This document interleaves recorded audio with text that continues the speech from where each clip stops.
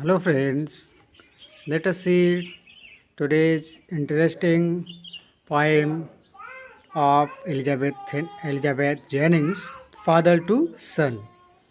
तो about the poet, कवि के बारे में देख लेते हैं। Elizabeth Jennings was an English poet born on 18 July 1926. Elizabeth ginning was an English poet, वो इंग्लिश की एक पोइट थी, बॉर्न जो पैदा हुई थी ऑन 18 जुलाई 1926 1926 को, एंड डाइड ऑन 26 अक्टूबर 2001 या 2001 में। ठीक है, तो ये 26 अक्टूबर 2001 में इनका देहांत हो गया था।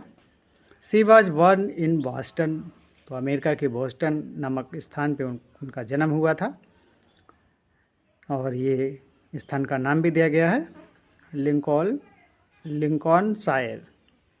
सी completed her graduation from Saint Anne's College. Saint Anne's College से उनका जो स्नातक है वो पूर्ण होता है।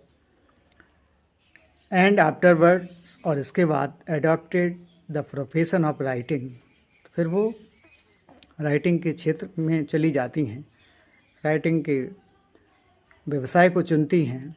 Her early poetry was published, उनकी जो सबसे पहली जो शुरुआती कविताएं रहीं वो पब्लिश की गईं, प्रकाशित की गईं in generals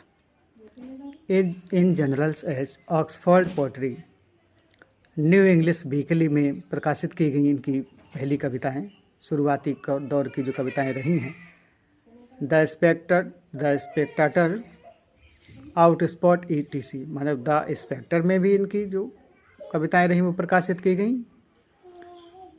her first book, तो हिज नहीं रहेगा तो हर हो जाएगा यहाँ पे, her first book published at the age of 27, जब वो 27 वर्ष की थी तो उनकी पहली पुस्तक प्रकाशित की गई। सी वन द सॉमरेस्ट मॉघम अवार्ड, ये लेखक रहे हैं महान, इन्हीं लेखक के नाम पर इनको एक अवार्ड दिया गया। हर वर्क्स, उनकी जो रचनाएं हैं, डिस्प्लेड, उन्होंने दर्शाया। आ सिंपलिसिटी, एक मतलब सिंपलिसिटी का मतलब है कॉमन सी, ऑफ मीटर एंड राइम, उनकी कविताओं का जो मीटर है जो और जो उसकी राइम है, तुकबंदी है या जो छंद है वो बहुत ही साधारण है। सी स्पेंट द लेटर ईयर्स, और बाद वाले सालों को उन्होंने बिताया कहाँ पे, इन यूनिटी हाउस में, और ये कहाँ पे था, इन ओल्ड हेडिंगटन नामक स्थान पे उन्होंने अपने ज़िंदगी के जो आखिरी वर्ष रहे वहाँ पे उन्होंने उन वर्षों को खर्च किया। और इसमें देख लेते हैं, इस कविता का केंद्रीय भाव पीढ़ी का वह अंतराल है जो तब उत्पन्न होता है जब दो पीढ़ियों के बीच पारंपरिक समझ, सहनशीलता और स्वीकृति की कमी के कारण संवाद की कड़ी टूट जाती है। कविता एक आंतरिक द्वंद्व को दर्शाती है जिसे एक पिता तब महसूस करता है जब उसका बेटा बड़ा होता है और वह अपने स्वयं के हितों, विचारों और धारणाओं को रखता है। दुखी पिता शिकायत करता है कि एक घर में बहुत सालों तक साथ रहने के बावजूद वह अपने बच्चे को समझ नहीं सकता। एक बंधन में बंधने के बजाय वे एक दूसरे से दूर हो गए। इस अंतराल का परिणाम संवाद का न होना और एक दूसरे को न समझ पाना है। यदि दोनों आगे बढ़ने का निश्चय करें और भूलना और माफ़ करना चाहें तो उनका संबंध सुधर सकता है। एक दूसरे के मतभेदों का सम्मान करना ही अभिभावक और बच्चों के बीच की दूरी को समाप्त करने का एकमात्र विकल्प है। सेंट्रल आइडिया देख लेते हैं। This poem represent the reality of today's condition of families in the societies. At one side, when father is seemed to fulfill his duties, requirements of his children, but on the other side, the children are growing emotionless. They do not understand the feelings of their parents. Thus, the poem reflects the real picture of the changing relationship between the father and the son. इसकी हिंदी भी देख लेते हैं।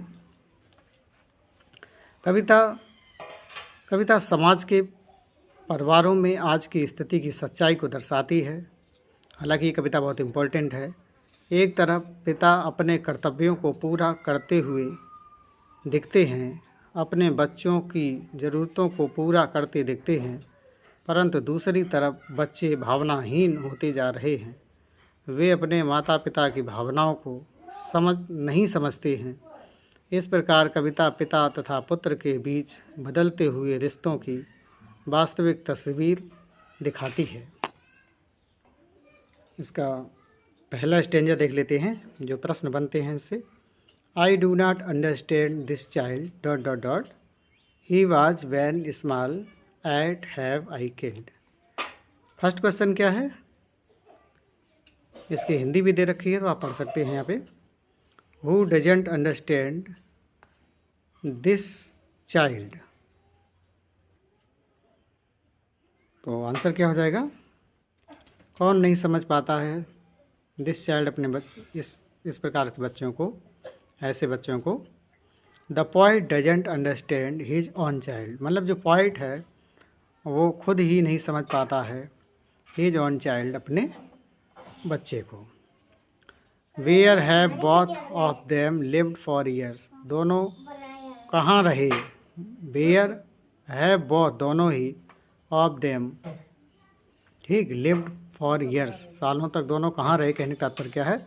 तो both of them have lived under the same roof for years, सालों तक एक ही मकान में रहे, एक ही छत के नीचे रहे, लेकिन फिर भी वो एक दूसरे को नहीं समझ पाए। अगला क्या है, व्हाट डज ही नो, वो क्या जानना चाहता है अबाउट हिज सन, अपने पुत्र के बारे में। तो इसका आंसर हो जाएगा ही knows nothing about his son, वास्तव में वो अपने पुत्र के बारे में कुछ भी नहीं जानना चाहता है। He is completely a stranger to him, और पूर्ण रूप में वो क्या है, ए स्ट्रेंजर टू हिम, और इस प्रकार का व्यवहार है कि एक दूसरे को अजनबी की दृष्टि से देखते हैं। अगला क्या है, what does the father want, पिता क्या चाहते हैं। तो हो जाएगा द फादर वांट्स, पिता चाहते हैं, to build up a workable relationship with his son, वास्तव में वो ये चाहते हैं कि जो क्रियाकलाप संबंधी संबंध हो वो पिता और पुत्र मिलकर के इसको चलाएं तो ज़्यादा अच्छा है। तभी एकता के सूत्र में इस पिता और पुत्र के रिश्ते को बांधा जा सकता है। और इसके बाद ये सेकंड है, द सीड आई स्पेंड और सॉन इट वेयर, और यहाँ पे डॉट डॉट कर देंगे, at what he loves I can not share. तो इसकी हिंदी लिखी है तो इस स्टेंजा को और बेहतर समझ सकते हैं और आगे बढ़ते हैं। अगला देखते हैं, why does the father feel, पिता क्यों महसूस करते हैं, दैट कि the seed was sown in the land, की जो बीज उस पृथ्वी पे बोया गया, कहने का तात्पर्य ये है, that was not his own, अब आज उसके ही विचार उससे मेल नहीं खा रहे हैं। ऐसा क्यों है, तो आंसर देखते हैं, the son does not share any of the characteristic of his father, जो पुत्र है डज नॉट शेयर, वो अपने विचार शेयर नहीं करता है, does not share any of the characteristic, कोई भी विशेष बात अपने पिता से शेयर नहीं करता है। सो इट सीम्स, इसलिए ऐसा प्रतीत होता है, that the seed was sown in the land, कहने का तात्पर्य है जिस पिता ने अपने पुत्र को जन्म दिया, that belong to the other, ऐसा प्रतीत होता है कि वो उसका खून नहीं है, वो उसका अंश नहीं है, वो उसके विचार, उसके हाव भाव दूसरे से बिलोंग करते हैं। ऐसा प्रतीत होता है कि जैसे पिता और पुत्र के संबंध झूठे हो रहे हों और उस पिता ने उस पुत्र को जन्म ही ना दिया हो। अगला क्या है, how do they speak to each other. वो हाउ कैसे, डू दे स्पीक कैसे बातचीत करते हैं, टू ईच अदर एक दूसरे से, तो आंसर हो जाएगा they speak to each other like strangers. और वो एक दूसरे से ऐसे बात करते हैं मानो कि वो एक दूसरे के विरोधी हों। कहने का तात्पर्य है अजनबी हों, अजनबियों की तरह बातचीत करते हैं। नंबर 3 देखते हैं, do they have any kind of understanding between them. क्या डू दे हैव, क्या वो रखते हैं एनी काइंड ऑफ अंडरस्टैंडिंग, किसी भी प्रकार की समझदारी, बिटवीन देम दोनों में, तो आंसर क्या हो जाएगा, नो नहीं, they do not have any kind of understanding between them, दोनों के बीच में कोई भी समझ डेवलप नहीं है। ठीक है, किसी भी प्रकार की समझ जो है वो दोनों में नहीं है, विकसित नहीं हो रही है, अंडरस्टैंडिंग नहीं है। They think and act differently, they think वो सोचते हैं, एंड एक्ट डिफरेंटली वो बातें तो अच्छी करते हैं लेकिन कार्य व्यवहार उनका अलग होता है। अगला देखते हैं, why can not one share what the other loves. Why can not one share, क्यों नहीं कोई अपने विचारों को शेयर करता है, वाट द अदर लव्स, जिसको दूसरा प्रेम करता है, दूसरा का मतलब पिता से है, तो आंसर हो जाएगा the son and the father have different temperaments. तो जो पिता हैं और जो बेटा है, या जो the son and the father, जो पुत्र और जो पिता हैं, हैव डिफरेंट टेम्परमेंट्स, उनके जो विचार हैं वो अलग अलग हैं, and outlooks, and they can not share what the other likes और लव्स। मतलब जो पिता है वो उसको पसंद करता है, उससे प्रेम करता है, जबकि उसका जो पुत्र है वो अजनबियों की तरह व्यवहार करता है। यहाँ नंबर 3 देखते हैं, 3rd स्टेंजा है जी, father and son be both must live और dot dot dot longing for something to forgive. इसकी हिंदी पढ़ सकते हैं आप लोग और सीधा क्वेश्चन पे चलते हैं। तो क्वेश्चन यहाँ पे देख लेते हैं, सेंट्रल आइडिया तो हो ही चुका है। देखते हैं, where must they live together, उनको आखिरकार कहाँ रहना चाहिए, तो both the son and father must live on the same globe और इन द सेम वर्ल्ड। कहने का तात्पर्य यह है कि पिता और पुत्र को दोनों को ही रहना चाहिए ऑन द सेम ग्लोब, मतलब समान व्यवहार में, जिसमें कोई विचारधारा ऐसी ना हो जो भिन्नता प्रकट करे, मतलब समान रूप से समान विचारधाराओं के अनुरूप दोनों को ही चलना चाहिए इस भौतिक संसार में, in the same world. Next question क्या है, can the father understand his son, क्या जो पिता हैं वो समझते हैं हिज सन, अपने बच्चे को, इफ़ नॉट वाई, क्यों नहीं समझते हैं, तो know the father can not understand his son, जो पिता हैं वो अपने बच्चे के बारे में, अपने पुत्र के बारे में नहीं समझ सकते। They do not have any understanding between them, दोनों में ही एक दूसरे के प्रति जो अंडरस्टैंडिंग है वो कैसी है, भिन्न है। They do not have any understanding between them, उनमें आपसी मेल मिलाप नहीं है, आपसी जो समझ है वो नहीं है, इस प्रकार से ऐसा है। अगला देखते हैं, what makes the father angry, पिता को कौन क्रोधित बनाता है, the grief of the grieved, the grief of the grieved fathers turns into anger,